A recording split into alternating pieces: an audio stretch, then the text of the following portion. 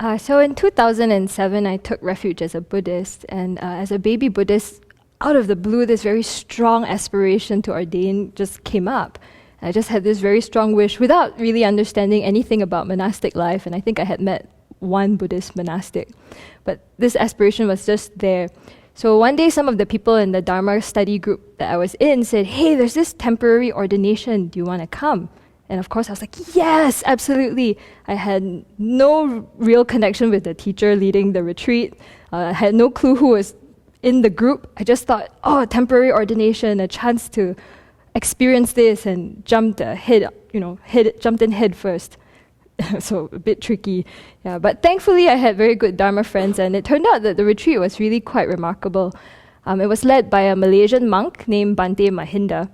He has many, many students in Asia. And he had made a very strong aspiration that he wanted to lead a temporary ordination, a novitiate retreat, in all the 4 holy sites. So the first year I went, it was in Lumbini. About 200 people showed up for the retreat.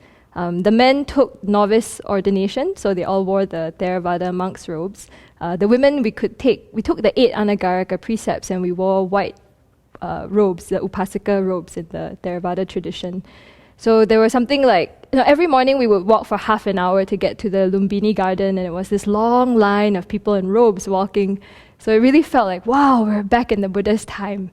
Yeah, and because there were many senior students in the group, they all knew how to do the Pali chanting, like backwards and forwards, and and everywhere we went, we were chanting. I remember we would get on the bus, it was a long bus ride, and someone would whip out a microphone and just start chanting, and everybody would know all the chants in Pali. So at the end of this retreat, amongst many other things, the Pali chanting was just ringing in my ears. And I had started in the Zen tradition, and so through this experience decided, I kind of like that tradition. So I started to incorporate some of the Pali chanting in my daily practice in the morning and evenings, and I would sit and watch the breath. And one of my favorite things to chant, without really understanding what it was about, was the 12 links of dependent origination. I still know it by heart in Pali. It's very strange. Yeah, it just made me very hopeful. It was like, oh, A leads to B, leads to C. I mean, this list is here because I don't actually know this. I can't rattle off everything in English, I would say. But, and then what was very hopeful too was, you chant it forward first, yeah? Depending on ignorance, karmic formations arise. Depending on karmic formations, consciousness arises, and so forth. Yep. And then depending on birth, aging, death, together with sorrow, lamentation, pain, grief, and despair. Yeah, thus the whole mass of suffering arises. And then after that, you chant, once ignorance is eradicated, karmic formation cease, consciousness ceases, and so forth. So, I just chanted this every day, like feeling happy about it. And then one day, in the Dharma study class, my teacher was going through the 12 links. So finally, we were getting some teachings on this. And then he was talking about contact. And then he just said, okay. And we were a bunch of young people. It's the youth study group, right? So there was one married couple and everybody else was single. So he said to us, what is a relationship? Person A, person B. They meet, right? And then the 6 senses get involved, like, oh, you look so nice. Oh, you smell nice. Oh, you say such nice things to me.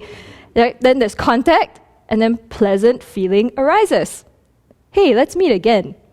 Okay, so meet, contact, feeling, contact, feeling, contact, feeling. They said, that's all that a relationship is. In my 20s, I was just horrified. I was like, what do you mean? Like, it's my one true love, Like, what do you mean it's just contact and feeling? I was so annoyed after this talk. All right, and of course he went on, right? Because it's not just this, yeah? Meet, contact, feeling, contact, feeling. One day it will be contact, unpleasant feeling, right? Like, you should have taken out the trash. You never listened to me. Right? We should just take a break, right? And then, oh, hey, right? Hey, yeah. Birth, death, right. Death, sorrow, lamentation, pain, grief, and despair. Yeah. So that was very frustrating to hear, honestly, in my 20s. But that talk really made a very strong impression in my mind. And after that, I actually stopped dating for about 4 years. And so this me, like such a good Buddhist at this point. Like, I'm gonna study hard. I love the Dharma. I want to become a nun. Yay! And so there I was, very focused and so forth. And then one day, hi, I'm a Buddhist youth leader who's organizing a Dharma camp. Can you help me? Sure. We love the Dharma. Oh, yay! Contact feeling.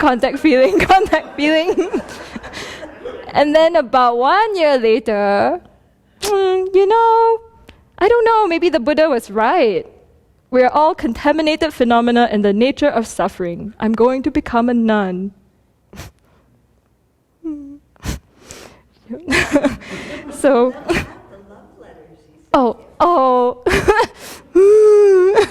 very sad. Yeah, it was not the most fun of things. Yes, sorrow, lamentation, pain, grief, and despair. Yeah.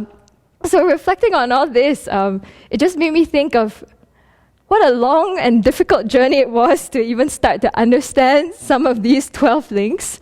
And two, it made me reflect a lot about what Dharma practice is, right? It's not just going for one retreat and being so inspired. It's not about chanting in another language. It's not even about chanting and focusing on your breath or sitting in Dharma class. And yeah, it just made me think too a lot about what Venerable was saying today, how important it is to really reflect on the teachings as they relate to our lives. And when that happens, it can be a huge shock and life-changing experience. And even then, the resistance that went on for many years, my initial shock, like, that can't be right. And still, trying very hard to practice intellectually. And the moment there was contact with the object, boom, right?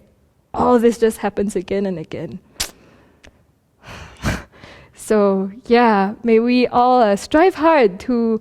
these teachings look abstract, but I think it's so important to just bring them back into our daily life again and again to see how that relates to our daily experience, and it will have a huge life-changing impact on what we do.